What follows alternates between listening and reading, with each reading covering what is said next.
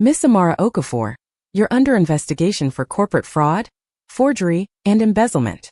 Amara looked up from her desk to find two police detectives standing over her. The entire creative department had gone silent. Every eye in the office turned toward her. I'm sorry, what? The lead detective, a stern woman in her 40s, held up a badge. Detective Han. Seoul Metropolitan Police White-Collar Crime Division. You need to come with us. There's been a mistake. We have a warrant. Detective Han placed a folder on Amara's desk. Evidence shows you used CEO Kang Min-jae's corporate stamp to authorize fraudulent wire transfers totaling 500 million won. The transactions occurred 2 nights ago from this office. Amara's world tilted. That's impossible. I don't even have access to his stamp. The security logs show your badge accessing the executive floor at 11:47 p.m. The transfers were authorized at 12:15 a.m. using Mr. Kang's official seal. The funds were moved to an offshore account. Detective Han's expression was implacable. We have documentation, digital records, security footage. You need to come with us. Now. I want to call, she began to say. You can call your lawyer from the station. Let's go, Ms. Okafor. Amara stood on shaking legs. Around her, colleagues whispered. Phones appeared, recording. This was a nightmare. Security arrived. Not the friendly guard she'd smiled at every morning. Official ones. Cold and professional. As they escorted her toward the elevators, Amara searched desperately for Min-jae. His office was dark. Empty. Where was he? Mr. Kang is in an off-site meeting, Detective Han said, reading her expression. He's been notified. I'm sure he'll want to speak with you. Eventually. The way she said eventually made Amara's stomach drop. They thought she'd betrayed him, stolen from him, used their relationship to commit fraud. The elevator doors closed on the staring faces of her colleagues. Her career, her life, everything she'd built, destroyed in minutes. The interrogation room was exactly like the movies. Gray walls, metal table, 2 chairs, a mirror that was obviously one-way glass. Amara sat alone for 20 minutes before Detective Han returned with a younger male detective. Ms. Okafor, let's start from the beginning. When did you gain access to CEO Kang's corporate seal? I didn't. I've never touched it. I don't even know where he keeps it. Yet security footage shows you entering his office at 11:47 p.m., 2 nights ago. Yes, but, Amara stopped. The midnight meeting. When Min-jae had asked her to come to his office before her first day. They were using that against her. I was there.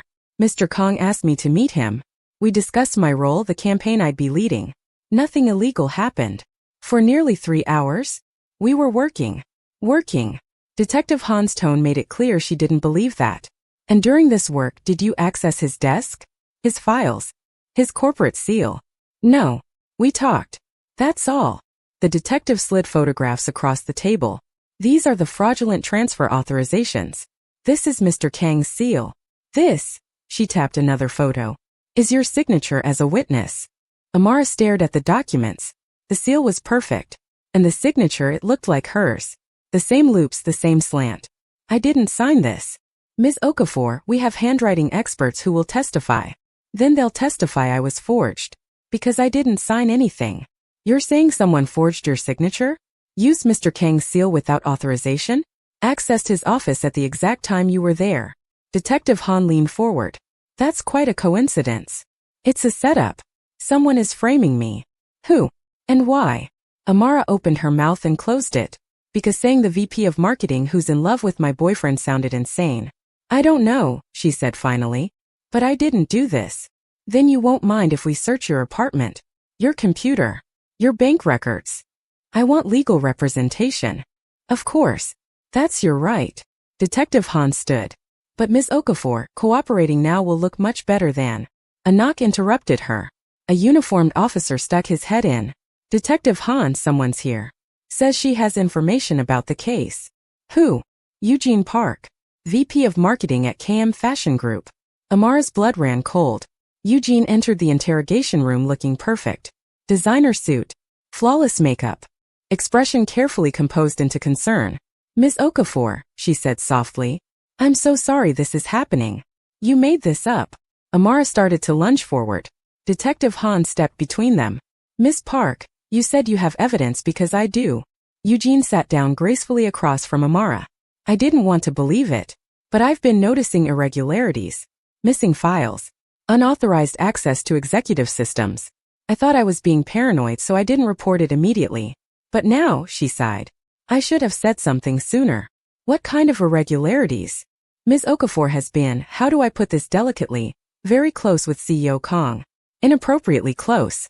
Since before she even started working with us. We're aware of their relationship. Then you understand she had access. Opportunities. Mr. Kang trusted her. She used that trust too. Eugene's voice cracked perfectly. I'm sorry. This is just very difficult. He's a good man. He didn't deserve this betrayal. Amara laughed bitterly. You're good. The concerned colleague act is very convincing. Ms. Okafor. She's lying. She orchestrated this whole thing. Check her access logs. Her financial records. She's the one who. Who what? Eugene's eyes were cold now. Who tried to protect this company? Who tried to warn Mr. Kang that you were using him? He wouldn't listen. He was too blinded by whatever spell you cast. Spell? Amara's voice rose. You mean the spell where I earned my position? Where I'm actually good at my job? The spell where he chose me over you?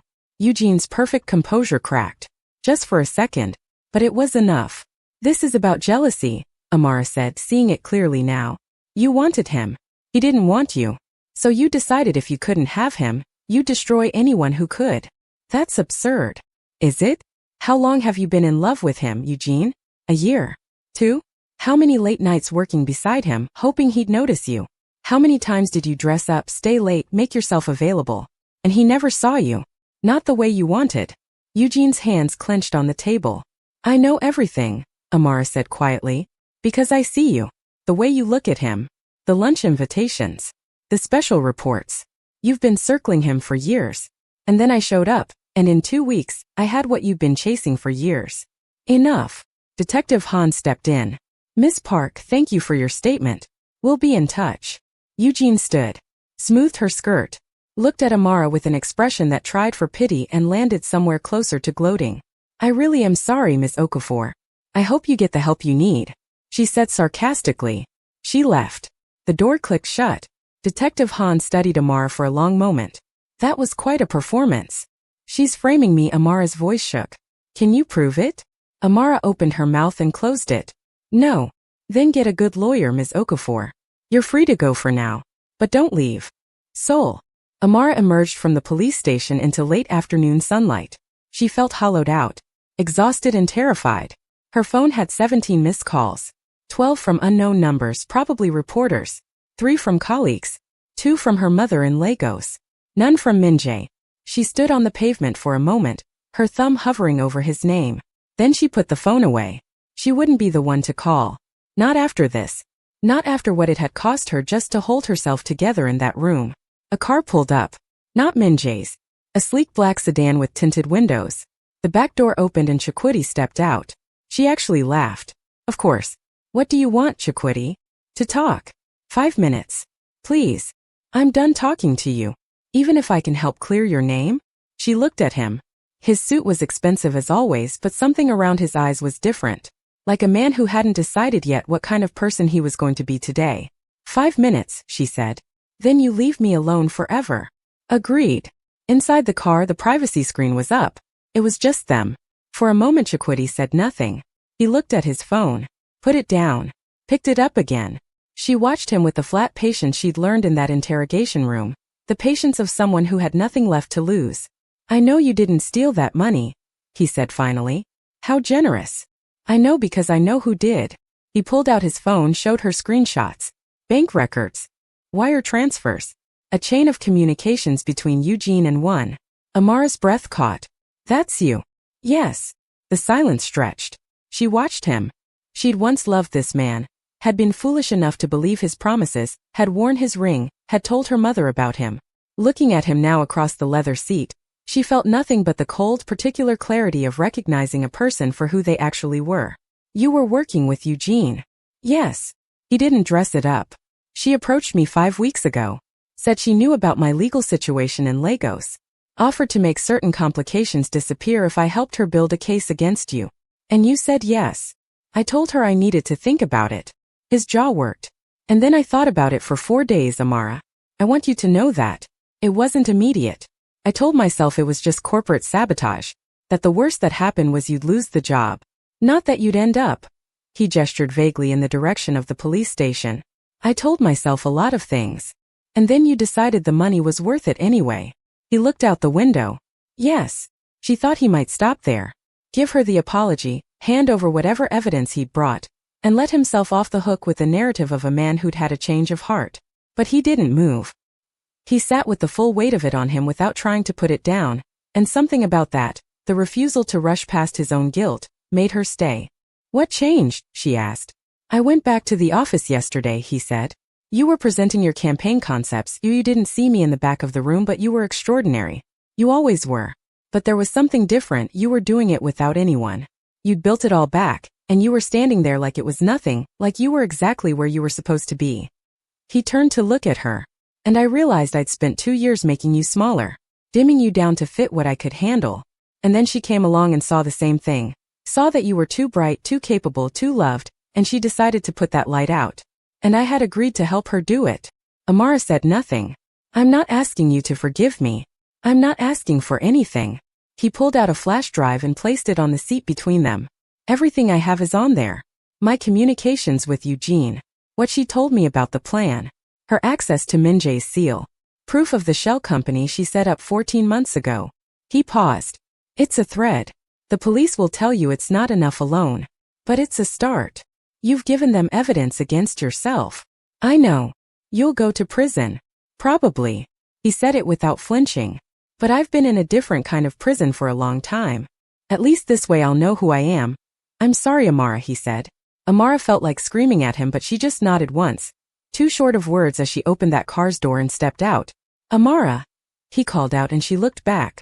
I hope you find it in your heart to forgive me, he said as drove away on the busy streets on Seoul. Amara stood with the flash drive in her fist. Her phone beeped, but it was Min-jae. He hasn't still called or texted. What Amara didn't know was that Min-jae was in the worst meeting of his life.